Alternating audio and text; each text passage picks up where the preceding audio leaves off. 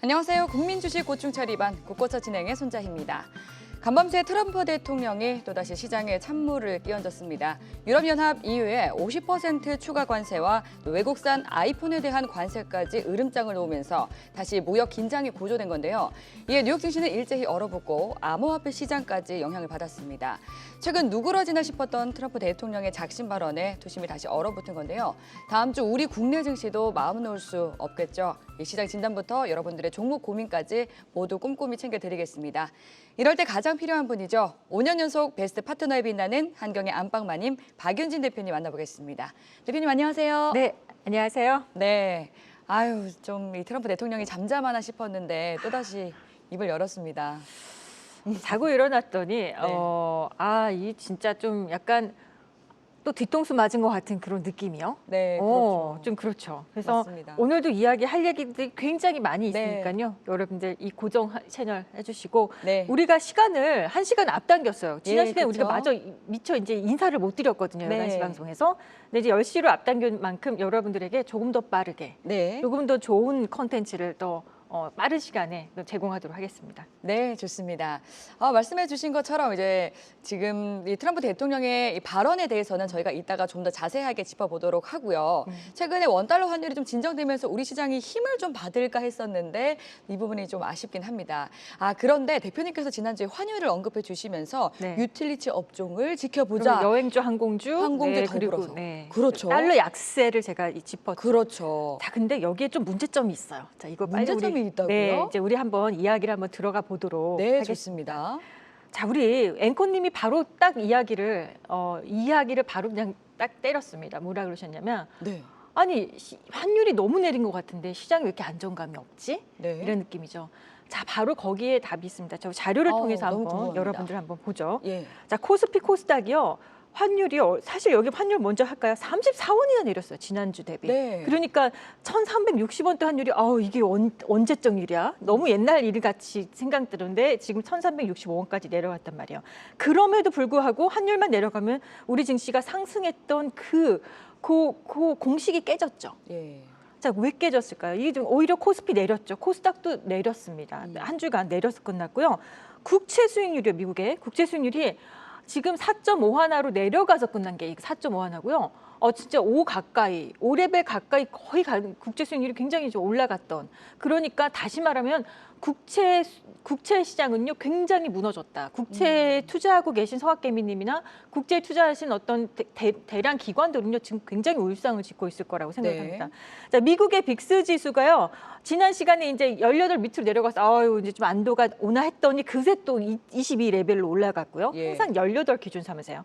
우리 증시도 조금은 18에 가깝지만 그래도 조금 그 위로 좀 올라가 있는 상태입니다. 자, 여러분들 여기서 제가 이제 키워드를 다 보면 압니다. 자, 밤 사이에 미국 시장이 이제 강하게 내렸는데 트럼프의 이제 그러니까 유럽에서의 더딘 협상이에요. 트럼프 이제 미국하고 유럽 연합이 지금 협상 중에 있는데 굉장히 협상 속도가 더디고 진전이 없다는 거예요. 그래서 이제 화딱지 나니까 네. 유럽 연합에 50%의 관세를 매기겠다. 또 이 얘기가 나왔어요. 그리고 그러면서 덩달아 아이폰까지요. 미국 안에서 생산하는 거 말고 아이폰 공장 바깥에 미국 바깥에 있는 아이폰 공장들에서 오는 것들은 최소 25% 관세를 매기겠다. 이렇게 지금 나왔습니다. 자, 미국의 정부의 부채가요. 여러분들 제가 아마 지지난주인가도 아마 GDP 대비 미국의 부채가 늘어나는 속도에 대해서 이야기 언급 드린 적이 있었어요. 예. 여러분들 어마어마하게 미국 부채가 지금 굉장히 사상 최고로 또 달리고 있잖아요. 그게 예전에 얘기했던 대로 1930년대 미국의 그 대공황 시대와 맞먹는 지금 그런 수준의 부채가 규모가 지금 늘어나고 있단 말이에요. 자, 빚쟁이 미국이요. 무디스가 지난주에 신용 강등을 했죠. 빚이 너무 많으니까. 자, 그러면서 미국의 국채는 항상 안전자산으로 꼽혔는데 국채가 발행만 하면 누가 주워가고 다 예정이 돼 있을 정도로 그랬는데요. 흥행을 실패하는 이런 상황이 나오면서 미국 10년물 국채 수익률이 튀는 이런 현상이 나온 거예요. 거기에 바로 이유가 있었고, 자, 아까 전에 우리나라 환율만 내려가면 우리 증시 굉장히 좋아질 거라고 기대했지만 그거 아니었죠. 자, 왜 그러냐면요. 약달러 비밀 작업이라는 제가 이렇게 물음표를 딱 했는데 트럼프의 책 쌓인 미런이라는 이 사람이 있는데 네. 이 사람이 이제 강달러를 정책을 유지하겠다 하면서 제2의 플라자 합의까지는 아니더라도 아시아 통화 절상을 분명히 압박했다. 우리에게도 우리한테 지금 우리 민간인들에게 다 뭐 공제가 되고 한 사항은 아니지만 이게 자연스럽게 외환 시장에서 환율이 달러가 내려가고 우리 원화가 올라간 게 아니라 인위적인 어떤 절상이 있었다는 것을 이야기해 주는 게 바로 이렇게 내렸는데 코스피는 오히려 얻어맞았고 코스닥 코스피 얻어맞은 이유가 되는 겁니다. 그러니까 시장 논리에 의해서 마켓에서 형성된 프라이스가 아니라 네. 인위적인 무슨 힘에 의해서 우리나라 원화가 절상이 되는 이런 현상. 그러니까 뭐 뉴스에 크게 브리핑된 건 아니지만 분명히 있었을 것이다. 네. 저는 이렇게 좀 보고 있습니다. 그리고 오갈 곳 없는 어떤 그런 자금들 있죠. 그러니까 이 성격이에요. 투자자님들 성격이 굉장히 공격적이고 좀 약간 이 빅세븐이라고 하는 미국의 빅세븐 종목에 공격적인 투자하시는 분들은 네. 또 안전자산 이런 게 잘 안 가세요. 그러니까 이분들이 약간 이게 애매하다 싶으면 어디로 가요? 비트코인으로 가는 거죠. 네. 약간 성격이 비슷한. 그래서 비트코인이 지금 최근에 상승 흐름 좋았죠. 네, 11만 달러를 찍었다고 하더라고요. 네, 그래서 사상 최고가 디지털 시대에 진짜 전략 자산으로 진화한다. 그리고 자산의 배분 수단으로 우리가 꼽을 수 있다. 이제 이렇게까지 이야기했습니다. 이것이 이제 이번 주 하이라이트인데 제가 이번 주도 공감 일정도 있다 보니까 오늘 네. 빠르게 진행을 하도록 하겠습니다. 네, 좋습니다. 또 이번 한 주의 시장에 대해서 간략하게 진단을 해주셨습니다. 이어서 또 간밤의 이 빅 이슈에 대해서도 짚어볼 필요가 있을 것 같은데 이 트럼프 대통령이 자신의 소셜미디어에 이후에 6월 1일부터 50% 관세를 부과하겠다. 또 애플 해외 생산 제품에 25% 관세 언급했습니다. 더욱이 주목할 부분이 이건 애플뿐만 아니라 삼성 같은 회사들을 포함된다라고 말을 해서 우리 국내 기업도 긴장하지 않을 수가 없는 상황인데요. 어떤 영향이 미치게 될지도 좀 분석해 주시면 좋을 것 같습니다. 네, 일단 우리 빠르게 공감 일정 한번 내용 네. 한번 보시도록 하겠습니다. 오늘 그 일정을 얘기 안 할 수가 없어서 아, 여러분들에게 화면을 한번 통해서 보자면요. 자, 트럼프 관세 리스크가 다시 또 리스크 온이 됐어요. 네. 다시 또 재부각이 됐습니다. 자, 속보가 아침에 딱 떡하니 나왔습니다. 애플과 그렇죠. 뭐 이후 압박한 트럼프 관세, 나스닥 뭐 1%대 하락. 자, 트럼프가 이제 협상이 불이 난 이후에 내달 6월 1일부터 50% 관세를 네. 압박한다. 애플 해외 공장에 있는 제품들은 다 25% 관세, 삼성전자도 해당된다. 이렇게 좀 나왔습니다. 자, 유럽 증시가 50% 관세라고요? 하면은 유럽 증시 트럼프 50% 관세, 지금 유럽 증시도 그래서 굉장히 하락을 많이 해서 끝났거든요. 네. 유럽 증시도. 근데 우리 유럽에서 오는 핫한 아이템들이 있잖아요. 그러니까 미국 사람들이 유럽 제품을 또 굉장히 선호하는 몇 군 제품들이 있죠. 자, 네. 유럽 하면 대표적으로 어떤 제품이 명품 브랜드 유명하잖아요. 명품도 유명하죠. 자, 일단 미국 사람들의 자동차 사랑은요. 네. 물론 미국 차들도 굉장히 좋고 일본 차 좋고 유명하죠. 대한민국 차도 좋지만 네. 또 자동차의 그 매니아들 층에서는 또 유럽 차가 그럼요. 또 있는데 유럽 차에 대해서 당장 또 빨간불이 켜진 상태이고요. 네. 아까 우리 앵커님 말씀하셨듯이 지금 네. 또 명품주도 나오네요. 다 뭐 예. 프랑스며 이태리며 그렇죠. 이쪽에 명품들이 많죠. 이 제품들이 당장 뭔가 좀 약세를 겪을 가능성은 크고요. 그 다음에 또 먹거리로 한번 넘어가 보면 유럽에서 오는 먹거리 중에서 또 이것 못 참죠. 또 맥주요. 예, 그럼요. 또 맥주 독일산 맥주며 뭐 아일리시 맥주며 맥주도 여러분들 좀 리스크 온이 됐고요. 네. 또 이거 못 참습니다. 가장 못 참는 거 와인이라고 합니다. 와인이 물론 미국 전역이나 남미산, 뭐 칠레산, 뭐 아니면 네. 미국의 어떤 그런 포도주가 있지만 사실은 이태리나 뭐 그러네요. 특히 프랑스 프랑스산. 와인은 또 못 참다고 하죠. 네. 와인 좋아하면 또 집안에 기둥이 뽑힌다고. 그러니까 네. 이 정도로 지금 여기서 이번에 이 유럽 증시 50% 관세가 압박이 되는 것이 사실 굉장히 밀착이 되어 있다. 일상생활에. 자, 그런데 여기서 먹거리를 얘기하다 보니까 제가 코카콜라를 얘기를 안 할 수가 없는데 코카콜라 하면은요, 전 세계 코카콜라 진짜 나는 코카콜라 없이 못 살아. 단 하루에도 나는 코카콜라를 몇 잔씩 마시는 딱 두 명이 있어요. 예. 누군지 아십니까? 첫 번째는 지금 여기 대화가 맞아요. 나와 있는데 워렌 버핏이에요. 예. 이 워렌 버핏은 코카콜라를 좋아도 하지만 코카콜라를 매일 마시는 사람 중에 하나지만 또 본인이 코카콜라를 투자를 해서 네. 지금 버크셔에서가 가지고 있는 포트폴리오 안에는 코카콜라가 굉장히 들어가 있는데 이 단 한 주도 팔지도 않은 벌써 보유한 지 굉장히 오래됐음에도 불구하고 지금까지도 가져갑니다. 자, 워렌 버핏이 있고요. 그다음에 이 사람이죠. 지금 얼굴이 뭐가 성난 것 같죠. 약간 갈증이 나고 속상할 때는요. 여기 지금 파랗게 버튼이 있죠. 지금 트럼프의 집무실에는요. 이렇게 버튼만 누르면 이게 콜라 버튼이에요. 이걸 누르면 콜라를 바로 대령합니다. 네. 워렌 버핏보다요. 이 지금 아이고 죄송합니다. 이거 워렌 버핏이 아니라 여기가 네, 지금 트럼프 트럼프인데 대통령. 트럼프가 이 먹는 이 양이 굉장히 어마어마하다고 해요. 근데 트럼프가 워낙에 콜라 매니아니까 트럼프를 싫어하는 일부 사람들은요. 콜라 이제 안 먹는다. 열받는다. 이제 이렇게 좀 얘기를 하고 있다고 합니다. 그러니까 한 사람은 주식 부자고 한 사람은 또 부동산 부자고 부자들은 또 콜라 좋아하나 봅니다. 네, 코카콜라 그러니까 좋아야겠네요. 그러니까 코카콜라에 대한 어떤 얘기인데 자 코카콜라에 얽힌 이야기를 좀 잠깐 뭐 이야기하자면 예. 100년간 이어진 전쟁이에요. 왼쪽은 펩시고 오른쪽은 코카콜라입니다. 우리 MC님은 혹시 네. 어떤 콜라를 더 좋아하세요? 저는 펩시를 개인적으로는 코카콜라를 더 자주 먹긴 합니다만. 아 그래요? 근데 제가 아까 설명을 못 드렸는데 원래 워렌 버핏은요. 예. 코카콜라보다는요. 펩시 원래 매니아였대요. 아, 그래요? 근데 본인이 아는 분이 코카콜라의 수장으로 가고 본인 오. 지인이 친척인 지인이 코카콜라 수장을 가면서 거기 투자하게 되면서 예. 코카콜라로 바꾼 거죠. 그 안에서 또 그랬군요. 코카콜라 중에서도 체리콕을 되게 좋아한다고. 저는 아. 제로 콜라를 좋아합니다. 제로 콜라요. 그래서 지금 이렇게 해서 100년간 이어진 전쟁인데요. 예. 자 일단 왜 오늘 제가 이 얘기를 꺼냈냐면 자 펩시가요. 안 그래도 지금 여러분들 코카콜라가 또 우세한 건 아시죠? 매출이나 그렇죠. 모든 부분에서 우세한데 자 펩시는요. 대부분의 농축액을요. 이 콜라에 들어가는 농축액을 유럽의 아일랜드에서 생산하고 있어요. 자 아일랜드에서 들여오다 보니까 어때요? 관세를 직격탄에 얻어맞을 수가 있겠죠. 그렇군요. 근데 코카콜라도 물론 아일랜드라는 나라에 조금 생산 기지가 있지만 가장 큰 기지는 미국의 아틀란타고 본사가 있죠. 그리고 푸에르토리코라는 나라는 미국 영이에요. 그러니까 관세에 자유로운 게 바로 또 코카콜라인 거예요. 자 그런데 왜 그럼 아일랜드에다가 펩시는 왜 그 옛날에 50년 전에 유럽 아일랜드에다가 왜 이게 농축액을 만드는 시설을 만들었냐?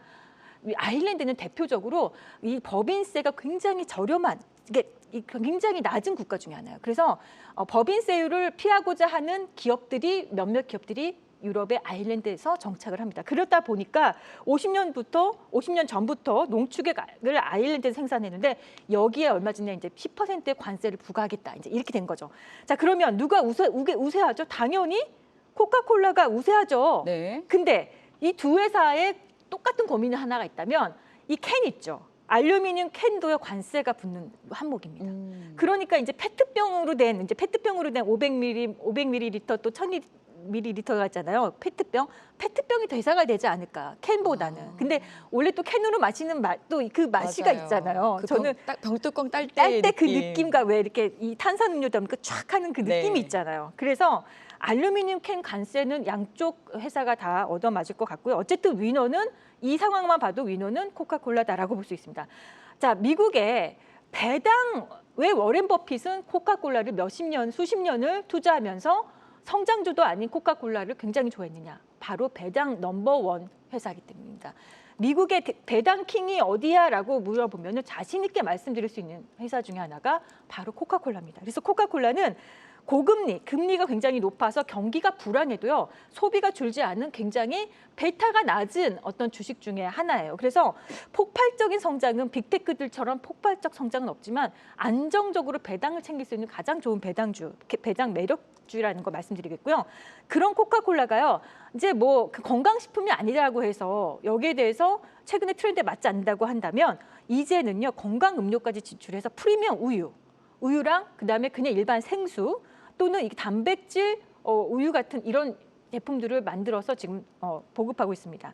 자, 여기까지가 여러분들에게 자, 미국이 만약에 경기 침체 불황이란 이야기 나왔을 때 여러분들이 바로바로 매수 포인트, 매수 관점으로 잡아야 될 회사가 어디다? 코카콜라라는 거 말씀을 드리도록 하겠습니다. 여기까지 우리 오늘 공감 일정이었습니다. 네, 박유진 대표님의 시그니처 코너 선행 일정 학습 해보도록 하겠습니다. 다음 주 29일에는 또 금통위도 예정이 되어 있기 때문에 네. 저희가 챙겨볼 일정들이 많을 것 같습니다. 아마 인하 쪽으로 우세하다는 얘기가 있죠. 네, 맞습니다. 자, 어떤 일정들이 있을지 자, 짚어주시죠. 6월 2일 주간으로 네, 이제 벌써 좋습니다. 6월로 들어갑니다. 그러니까요. 네. 자, 첫 번째 신규 상장주가 있는데요. 키스트론이라는 회사고 예전에 제가 공모청약 주로 설명드렸던 회사입니다. 고려제강 그룹 계열의 와이어 제조 전문 업체이고요. 네. 특이 사항이라면 태양광 발전 설비를 구축하는 태양광 발전 사업도 함께 영위하고 있다는 거 여러분들 한번 챙겨 보시면 좋을 것 같고요. 공모 청약이 또 하나 있습니다. 사이닉 솔루션이라는 회사입니다. 시스템 반도체 디자인 서비스 및 파운드리 서비스 업체인데요. 뭐 대표적인 이 회사의 고객사가 SK 하이닉스 시스템 IC라는 회사라고 결국 이제 하이닉스라고 보시면 됩니다. 그래서 여러분들 시스템 반도체 회사들도 이제 한번 같이 볼 만한 어떤 그런 눈여겨서 보실 만한 어떤 이벤트라고 생각하시면 될 것 같고요. 시멘트 산업 컨퍼런스 샘텍이 개최가 된다고 말씀드렸고요. 지난 시간에도 제가 설명드렸던 내용인데 자 여기서 중요한 것은 탄소 중립 로드맵. 시멘트라고 해서 우리가 이 탄소 중립을 이렇게 매칭이 안 되는 것이 아니냐라고 하지만 아닙니다. 여기서 가장 중요한 것이 이제 탄소 포집과 활용 저장 순환 자원의 설비, 기술, 스마트 팩토리 등에 대한 어떤 주제 발표가 있다는 거예요. 시멘트만 보시지 마시고 이 안에 굉장히 탄소 중립 쪽 이쪽 관련주들 여러분들 볼만하다. 여러분들 이렇게 한번 보셨으면 좋겠고요. 자 이제 이 주간에 자 대한민국으로서는 제21대 대통령 선거가 있습니다. 그래서 이날 선거일로 증시가 휴장을 합니다. 휴장하는 거 여러분들 참고해 주셨으면 좋겠고요. 자, 제4회 알래스카 지속 가능 에너지 회의가 있습니다. 요즘에 에너지 관련주들이 굉장히 좀 좋죠. 그 중에서도 이제 최근에 근래 제일 보기 드물게 올라가는 섹터가 바로 소형 SMR 원전 관련주라고 할 수 있는데요. 자, 알래스카 주정부에서 주최를 하고요. 인공지능 데이터 센터 산업 확산에 따른 전력 수요 급증. 그래서 제가 지난주 센 주식은 HD 현대 일렉트릭을 소개했는데 네. 주가가 아주 좋았습니다. 네. 이게 알래스카 쪽의 광물 자원, 액화 천연가스 관련들은 어떤 개발. 여기 우리나라가 당연히 개발 프로젝트에 들어가 있죠. 그래서 한미 양국의 통상협의 과정에도 여러분들 주목하시면서 관련주들 한번 보셨으면 좋겠고요. 롯데 웰푸드에서 롯데 상사 합병 추진 보도에 대한 재공시 기한이 있다는 거. 자, LG전자에서는 인도 법인 IPO에 따른 타법인 주식 처분에 대한 어떤 답변을 해야 된다는 거 있습니다. 롯데 쇼핑이요 메가박스와 롯데 시네마를 합병한다. 이건 굉장히 큰 빅딜이라고 말씀드렸죠. 영화 산업에서는 큰 빅딜이 이제 이루어질 거라고 여러분들 보시면 될 것 같고, 이 주간에 연준에서 베이지북을 또 공개하면서 전체적인 경기 어떤 흐름과 어떤 금융시장에 대한 동향 보고서가 분명히 나올 거라고 보고요. 자, 5월달에 고용 동향 보고서도 또 나옵니다. 자, 유럽에서는요 중앙은행에서 기준금리를 또 결정하는 또 우리도 기준금리를 결정을 5월달에 하죠. 여러분들 챙겨 보셨으면 좋겠습니다. 자, 이제 6월 9일 주간으로 한번 넘어가 보겠습니다. 공모청약이 있습니다. 도우인시스라는 회사인데 울트라 틴 글라스라고 하는 초박형 강화 유리를 연구 개발 제조하는 판매까지 하는 회사인데요. 대표적인 고객사는 대부분의 이제 매출은 다 삼성 디스플레이로 가고요.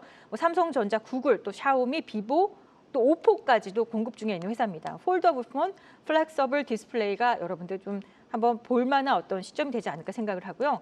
자, 여기 굉장히 중요한 또 내용이 있죠. 매년 하는 거지만 애플에서 세계 개발자 회의가 또 있습니다. 매년 9월 열리는 새로운 아이폰 출시와 함께 1년 중 애플의 가장 큰 행사인 거죠. 매년 9월쯤이 새로운 아이폰이 출시가 되는데 그거 출시 앞서서 이제 먼저 약간의 예고편, 티저 같은 그런 개발자 회의라고 볼 수가 있겠죠. 그래서 올해 행사에서 아이폰, 아이패드, 다른 애플 기기를 구동하는 소프트웨어를 업데이트할 거라는 거. 그래서 관련주로 아이폰이라든지 챗봇 관련주, 또 지능형 로봇도 여러분들 보시면 되겠습니다. 자, 유럽에서요. 자, 유르마티스 학회가 개최됩니다. 자, 여기 현지 시간으로 6월 11일부터 스페인 바르셀로나에서 열릴 건데요. 제약바이오나 바이오시밀러 관련주들 함께 보실 수 있는 어떤 기회가 될 것 같고요. 크래프톤이 어비브 오브 던전이라는 인니, 브라질 등 4개국에 동시 출격할 거라고 하는데요.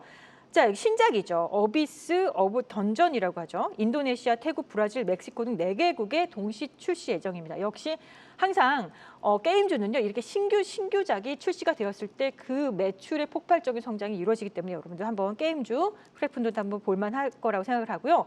롯데백화점에서요 월드 백화점 서밋을 개최합니다. 자, 매년 세계 각국의 주요 백화점 경영자들이요 한 자리에 모이는 그런 개최를 바로 우리 월드 백화점 서밋이라고 하는데 여기서 이번에 10여 개국에서 20개 유력 백화점하고 글로벌 브랜드 최고 경영자들이 참석한다고 하는데요. 대한민국에선 유일하게 롯데 백화점만이 여기에 가입되어 있다고 합니다. 그래서 롯데 쇼핑 한번 보시면 좋을 것 같고, 아까 전에 류마티스 학회 열린다 그랬죠, 유럽에서. 이번에는 혈액학회가 또 열린다고 합니다. 연말 개최되는 혈액학회가 원래 있어요. 근데 거기와 더불어서 혈액암 분야의 양대 학회로 꼽히는 최고 권위 있는 학회라고 합니다. 여기서 우리나라 기업이 두 회사가 나갑니다. 자, 신라젠이 개발 중인 항암제 관련 연구 2건을 학회에서 발표를 할 거고요. 에클론이라는 회사가 카티 치료제로 유명하죠. 여기에 대해서 임상 이상 중간 결과를 발표할 거라고 하니까 한번 여러분들 눈여겨보시는 시간 되셨으면 좋겠고요. 유럽에서 지금 류마티스에다가 방금 여러분들 방금 또 있었고요. 또 알러지 학교까지 또 이렇게 나오는 지금 상황이죠. 유럽에서 이번에 제약바이오 관련 굉장히 뭐가 많으네요. 네, 그러네요. 알러지 학회가 또 열리는데요. 스코틀랜드 글래스고에서 개최가 될 거고요. 제약바이오 바이오시밀러 뭔가 내용들이 상당히 모여 있죠. 좀 전에는 제가 크래프톤을 소개해드렸다면 그 다음에 시프트업, 스텔라 블레이드 PC 버전이 출시가 됩니다. PC 버전이 출시된다는 건 모바일 버전은 이미 있다는 것이 아닐까 생각을 하고요. 자, 저 PC 게임 환경에 특화된 다양한 새 기술이 적용이 될 거라고 합니다. 시프트업과 게임주들도 여러분들 볼만합니다.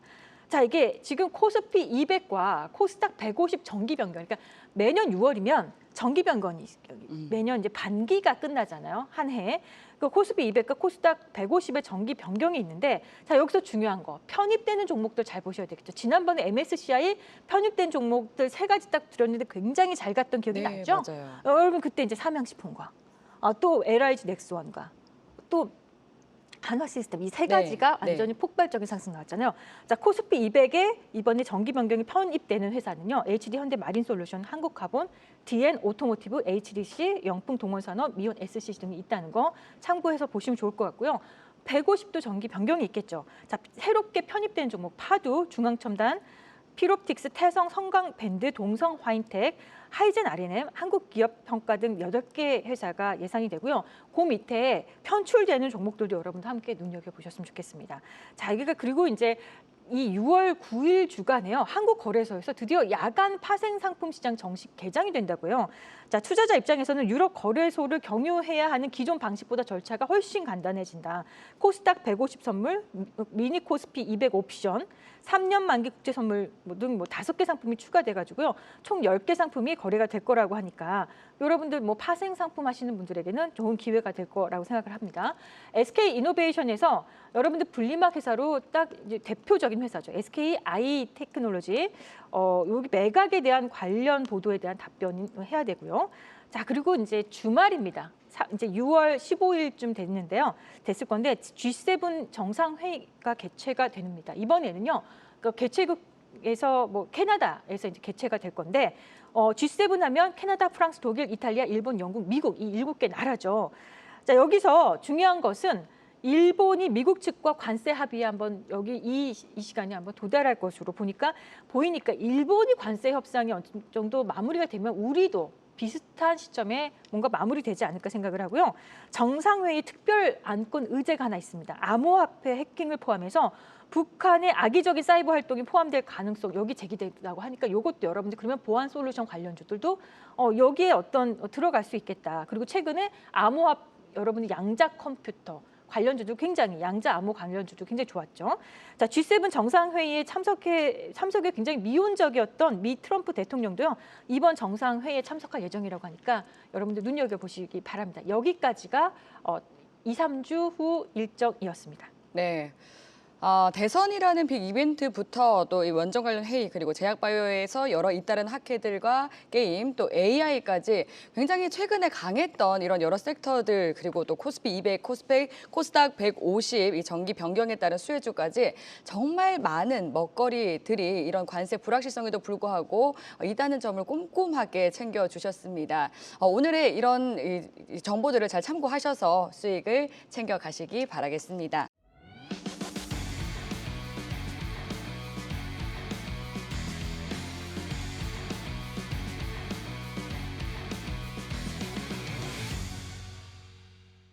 또 많은 분들이 기다리시고 저 또한 기다리는 센 주식 시간으로 넘어가 보도록 하겠습니다. 네, 오늘의 강의도 부탁드릴게요, 대표님. 여러분들 지난 시간에 제가 HD 현대 일렉트릭을 소개를 해드렸던 것 같아요. 네. 근데 주가 좋았습니다. 왜냐하면 이번 한 주가 굉장히 많이 내렸기 때문에 시장이 네. 내렸기 때문에 그럼에도 불구하고 좋았습니다. 그러니까요. 그러니까 매집이 잘 된 종목을 보는 눈을 갖는 거는요. 네. 투자하는 사람들한테는 굉장히 큰 혜택이에요. 베너핏이에요. 그러니까 여러분들 매집에 대해서 모르겠다 하지 마시고 매집을 일단 먼저 공부를 하세요. 예. 공부할 때는 박윤진 대표의 유튜브에서 박윤진을 치면 매집 패턴이 제가 재능 기부를 해놓은 게 있죠. 그거를 여러분들 보셨으면 좋겠고요. 네. 자, 매집이 너무 중요하다. 뭐 실적이 좋은 종목도요. 매집이 안 되면 못 가요. 그리고 좋은 재료, 정말 M&A면 정말 엄청난 재료를 갖고 있는 회사도요. 매집이 안 되면 못 가요. 그러니까 가더라도 조금 올라갔다 맙니다. 그래서 매집이 너무 중요합니다. 매집 잘 된 종목이 10배, 20배 가는 거예요. 그래서 매집 단계에서 여러분들이 매매하는 걸 저는 근데 매집은 좋지만 이때 투자하는 걸 별로 좋아하지 않습니다. 왜냐하면 매집이 있고 매집된 단계에서 본격적으로 막 시세가 오르는 그런 단계를 본상승이라고 하는데 매집 단계는 이미 아직은 추세가 만들어지지 않은 비추세 구간이에요. 그래서 매집 단계만 진짜 2, 3년을 고생하는 종목들도 허다합니다. 시장에는. 그렇기 때문에 매집 단계보다는 본격적인 상승 추세로 돌리면서 뭔가 본상승이 나오는 이 종목이 굉장히 저는 좋다 하는데 본상승의 얘기를 딱 드리면 단기로 굉장히 많이 올라온 것 같은 느낌이 드시는 분들이 많아요. 그래서 그 중간 단계에 제가 본상승 초입의 단계에 여러분들에게 한번 여기서도 한번 매입을 한번 해보시는 걸 굉장히 권장드립니다. 본상승 초입에서 본상승에 올라간 종목이요. 자, 수급과 지표가 보강이 되면서 올라가죠. 수급도 새롭게 들어오고 지표도 굉장히 더 강해지면서 올라갑니다. 가다가 마냥 갈 때 천천히 가는 경우도 있지만 대금 거래량이 막 폭발적으로 일어나면서 시장에서 눈에 띄게 올라간 종목들이 있습니다. 그걸 바로 우리 돌파라고 하죠. 자, 본상승에 궤도에 올라간 주가가요. 한번 올라가면 거기서 쉽게 무너지진 않지만 또 쉬어가는 구간이 생길 때 가격 조정, 기간 조정이 생깁니다. 그런데 자, 일단 가격 조정, 기간 조정 둘 다를 만든 자리를 저는 낙폭 과대라고 말씀을 드려요. 근데 가격 조정은 네. 일어나지 않고 기간 조정만 옆으로 횡보를 쭉 하는 이런 종목들도 있거든요. 이것도 맞아요. 여러분들 이것도 바로 낙폭 과대의 일환이라고 보시면 돼요. 이렇게 기간만 늘어지는 거죠. 지금 한화오션이 딱 그런 제가 이따가 보여드릴 텐데 그런 패턴이 그럴 있어요. 때 너무 답답해요. 네, 근데 본상승에서 그래도 그건 낫죠. 가격은 크게 이탈하지 않고 기간만 늘어지면 나요. 근데 가격까지 이탈을 하면 여기서 고점 대비 한 20%, 30% 빠진 상황에서 기간도 늘어지면 굉장히 불안하거든요. 2차 전지주들. 그렇죠. 예. 근데 자, 수급 여기서 낙폭과대에서 수급하고 지표가 다시 또 일부 매집이 되면서 다시 본상승으로 올라갈 때 또 빠르게 뭐 돌파형 패턴이 나오곤 합니다. 이것이 바로 주식의 원리고 이 과정을 10번, 15번 이렇게 겪으면 그게 바로 10배거, 20배거, 30배거가 되는 그런 종목이죠. 그런데 2차 전지도 이 과정을 몇 번을 겪어서 정말 10배 이상의 시세가 나왔는데요. 마지막 낙폭과대에서 위로 본상승으로 못 가고 매집 자리로 내려온 것이 바로 2차 전지였죠. 그래서 2차 전지 종목들이 많이 힘이 지금 든 상태고 매집 단계인데 그럼 2차 전지 종목은 아직 비추세냐고 추세가 아직 만들어지지 않았어요. 그러면 저는 아직 매집에서 추세가 만들어지지 않았기 때문에 매집 단계에 있기 때문에 매매를 저는 하지 말자. 그래서 2차 전지 종목들은 제가 안 한 지 상당히 오래된 것 같습니다. 낙폭과대는 특징이 왼쪽에 반드시 본상승 이력이 있는 것이 낙폭과대입니다. 어떤 분들은 한 2년이고 3년이고 계속 이렇게 내리막길을 걸은 종목을 낙폭과대라고 보시는 분들도 있는데 그거는 저는 장기 하락 소외주라고 말씀드리고 싶고요. 낙폭과대는 그래도 추세가 살아있는 종목에서 나온다는 거 말씀을 드리도록 하겠습니다. 그러면 자, 우리가 지금 이번 주 센 주식을 제가 또 얘기 안 할 수는 없죠. 네. 제가 아까 전에 또 이분이 또 이 꾼들이 붙은 또 현대건설을 또 아까 두고 나오셨다고요. 자, 그래서 동행하는 건설주를 하나 얘도 이 종목도 질세라 동행하는 건설주를 하나 소개를 해드리도록 어떤 종목이죠? 자, GS건설입니다. 아니 뭐 이런 종목들 너무 오랜만이고 무겁다는 생각을 그러니까요. 여러분들 하실 수 있을 거예요. 자, 그런데 이 종목이요. 여러분들도 한번 보세요. 본상승 초입인지 본상승인지 돌파가 예상되는 자리인지 낙폭과대인지. 자, GS건설 한번 여러분들 차트 한번 보도록 할까요? 여기 차트 따박따박 잘 가고 있네요. 그런가요? 네. 전일에 8% 올랐어요. 야, 이건 진짜 굉장히 이거 우리 앵커님은 이 자리 지금 이 차트를 보면 이게 어떤 자리 같아 보이세요? 본상승과 낙폭과대와 돌파 예상과 어디 자리 같습니까? 본상승 초입인가요? 본상승 초입이라고 하기에는 좀 이미 너무 올랐나요? 아니요. 여기에 본상승 초입이라고도 말씀드릴 수도 있겠고 네. 저는 본상승 초입이라는 말씀도 맞아요. 본상승 초입도 되지만 잘하면 이 박스권을 돌파하는 오랫동안 네, 만들어온 그러네요. 작년부터 이게 한 1년 된 거거든요. 여기서부터 여기까지가 1년이에요. 히스토리를 보니까. 작년 7월, 8월 자리부터 지금 이제 6월 달이니까 곧 6월 달이니까 이게 지금 여기를 돌파를 한다. 이 자리를. 그럼 여러분도 이건 뭐겠어요? 새로운 시세로 가는 새로운 영역으로 가는 어떤 현대건설을 한번 볼까요? 현대건설도 비슷하게 아마 작년에 현대건설을 주가를 보시면 여기를 돌파하고 나서부터는 이렇게 급등했던 주가가 나왔거든요. 자, GS건설도 여러분들 이 정도까지일지는 모르겠으나 저도 주가는 가봐야 아는 거잖아요. 근데 여기 한번 돌파하는 어떤 흐름이 나오지 않을까. 최근에 이 보시면 기관에서 계속 지금 적극적으로 투신도 일반에서도 지금 들어오는 거 여러분 보이시죠? 이렇게 들어온다는 거, 연기금에서 또 폭발적으로 지금 들어오고 있습니다. 그러니까 한번 보실 수 있는 기회를 한번 찾아보셨으면 좋겠고요. 아까 전에 제가 그 한화오션이라는 종목을 본상승에서 낙폭과대 형태로 들어오지 않고 요 정도면 낙폭과대라고 볼 수도 있지만 박스권을 그린다라고 말씀드릴 수가 있어요. 여기 고점 대비 박스권. 그래서 다시 한번 돌파하는 어떤 형태가 나오지 않을까 생각하는데요. 여기까지 이렇게 말씀드리고요. 지금 GS건설 말고도 네. 3개의 종목을 제가 더 준비를 했지 않았겠습니까? 오. 지금 최근에 핫한 섹터, 굉장히 핫한 섹터에서 여러분들 소개를 해드릴 테니까 지금 들어오시면 제가 알려드리도록 하겠습니다. 네, 바로 이어지는 11시 공개방송에서 알려주시는 거죠. 네. 네, 좋습니다.